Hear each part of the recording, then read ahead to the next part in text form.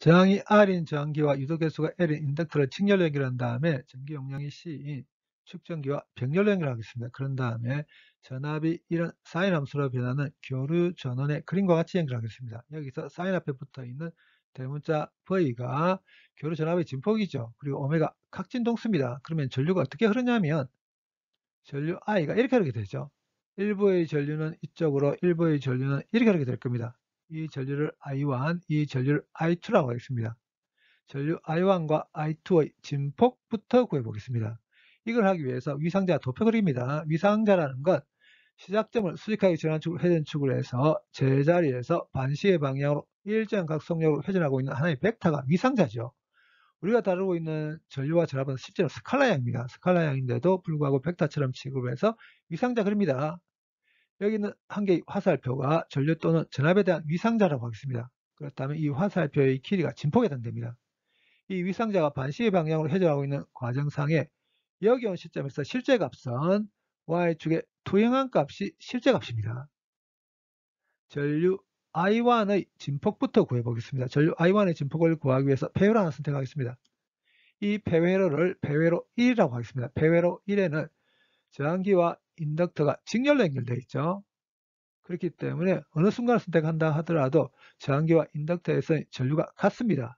그래서 전류 I1의 진폭을 구하기 위해서 위상자 도표를 그릴 때 전류 I1을 기준으로 한 위상자 도표 그리겠습니다. 그리고 어떤 시점에서 위상자 도표를 그릴 거냐면 전류 I1이 0이 되는 시점에서 이 위상자 도표 그리겠습니다.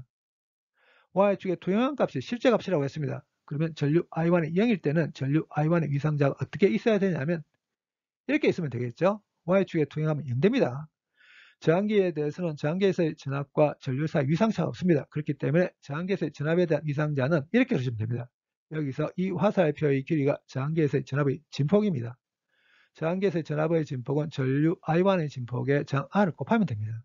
그리고 인덕터에 대해서는 인덕터에서의 전압이 전류에 비해서 위상이 90도만큼 앞섭니다. 그렇기 때문에 인덕터에서의 전압의 위상자는 이렇게 그리시면 됩니다. 여기서 이 화살표의 길이가 인덕터에서의 전압의 진폭입니다. 인덕터에서의 전압의 진폭은 전류 I1의 진폭에 유도 리액턴스 X를 곱하면 됩니다.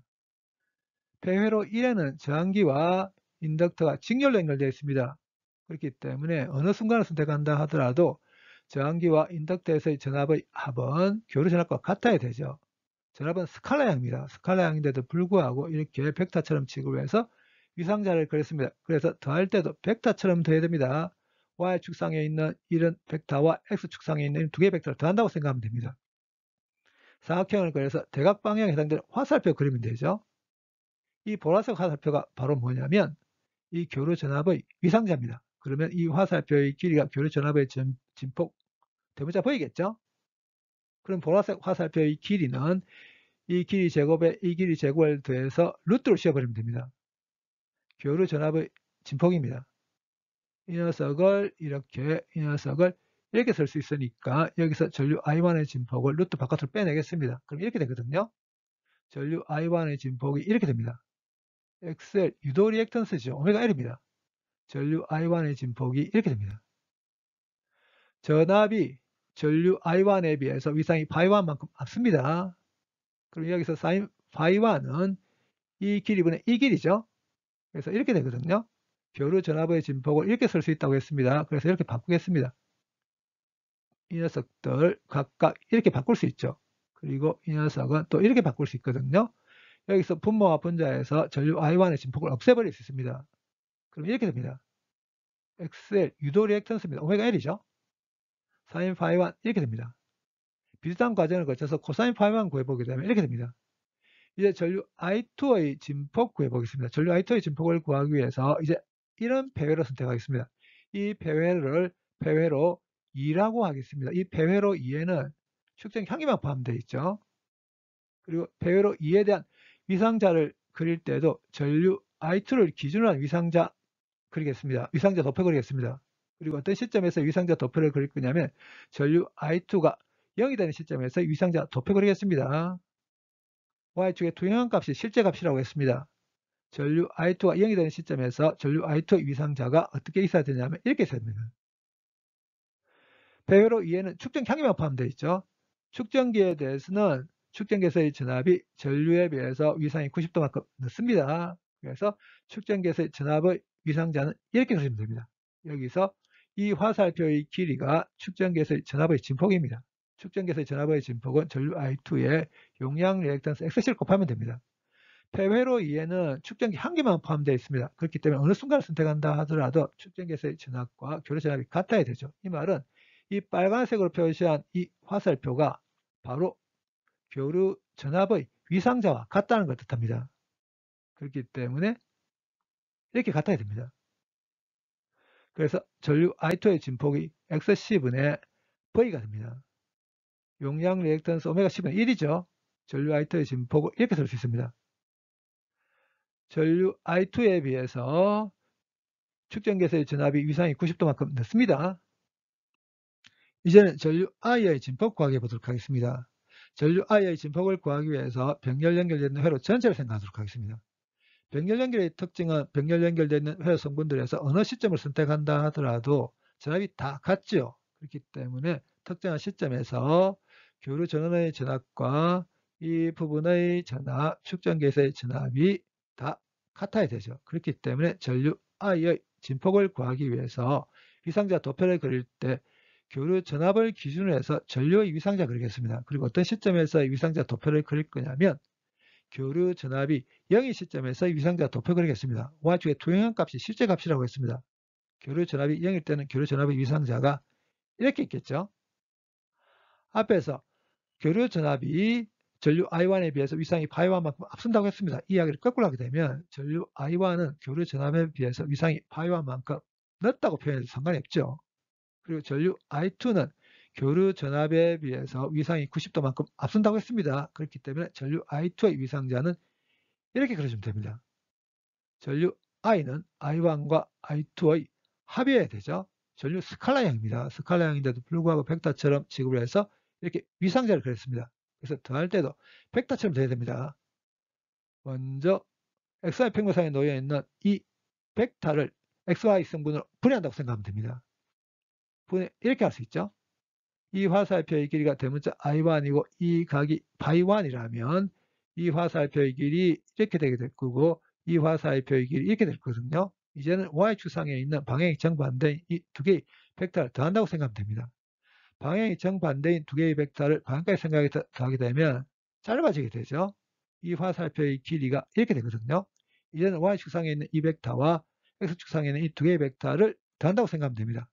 사각형을 그려서 대각 방향에 해당되는 화살표 그리면 되죠. 이 보라색 화살표가 바로 전류 I의 위상자입니다. 그러면 보라색 화살표의 길이는 전류 I의 진폭이겠죠. 보라색 화살표의 길이는 이 길이 제곱에 이 길이 제곱을 더해서 루트를 씌워버리면 됩니다. 전류 I의 진폭입니다. I1이 이렇게 코사인 파이1 이렇게 된다고 했거든요. 그리고 I2는 이렇게 I1 이렇게 사인 파이1 이렇게 된다고 했습니다.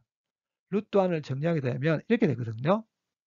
공통으로 포함되어 있는 교류 전압의 진폭을 루트 바꿔서 빼내겠습니다. 그럼 이렇게 되게 되고 XL 유도 리액턴스죠. 오메가 L입니다. 그리고 XC 용량 리액턴스 오메가 C분의 1입니다. 그래서 XC분의 1을 하게 되면 오메가 C가 됩니다. 결국은 전류 I의 진폭을 이렇게 쓸 수 있습니다. 여기 전류 I의 진폭이 있고 여기에 교류 전압의 진폭이 있습니다. 이 말은 그림의 회로에서 이 녀석이 바로 임피던스분의 1이 되어야 된다는 걸 뜻합니다. 전류 I1의 진폭이 이렇게 전류 I2의 진폭이 이렇게 사인 파이1, 코사인 파이1이 각각 이렇게 됩니다. 그리고 바로 앞에서 또 이렇게 된다고 했었죠. 이렇게 된다는 말은 전류가 교류 전압에 비해서 위상이 파이만큼 앞서게 된다는 뜻합니다. 이 각 파이 제곱을 보겠습니다. 탄젠트 파이 이 길이분의 이 길이죠. 그래서 이렇게 됩니다. 전류 I1 진폭, 전류 I2의 진폭, 사인 파이1, 코사인 파이1 다 대입합니다. 다 대입해서 정리하면 이렇게 되거든요. 이 녀석을 한 번 더 정리합니다. 이렇게 됩니다. 그래서 각 파이는 아크탄젠트 이렇게 됩니다. 근데 만약에 전류와 교류 전압 사이 위상차가 없다면, 그러니까 각 파이가 0이라면 이 그림의 회로가 평행 공명 상태에 있다고 표현합니다. 평행 공명 상태에 있을 때 각 진동수를 오메가 P로 표기하겠습니다. 각 파이가 0이 되기 위해서는 여기서 분자가 0 되면 되죠. 각 파이가 0일 때 각 진동수를 오메가 P로 표기할 겁니다. 그래서 여기서 오메가 P 구해보면 이렇게 됩니다. 앞에서 임피던스 분의 1이 또 이렇게 된다고 했었죠. 저항이 12.5ohm이고 전기 용량 1 마이크로패럿 유도계수가 10mH일 때 각 진동수 오메가의 함수로 임피던스를 그려보면 이렇게 되거든요. 주어진 값들이 이럴 때 오메가 P 10의 4승을 라디안/세컨입니다. 여기죠. 병행 공명 상태에 있을 때 임피던스가 최대가 됩니다. 이 말은 병행 공명 상태에 있을 때 전류의 진폭이 최소가 되게 될 그런 걸 뜻합니다. 병행 공명 상태에 있다면 임피던스에서 이 부분이 0됩니다. 그러니까 오메가가 오메가 P일 때 이 임피던스가 병행 공명 상태에 있을 때 임피던스겠죠. 그러면 병행 공명 상태에 있을 때 임피던스 분의 1은 이렇게 되겠습니다. 오메가 P 이 녀석 대입합니다. 대입해서 정리하게 되면 이렇게 됩니다. 병행 공명 상태에 있을 때 임피던스는 RC분의 L 됩니다.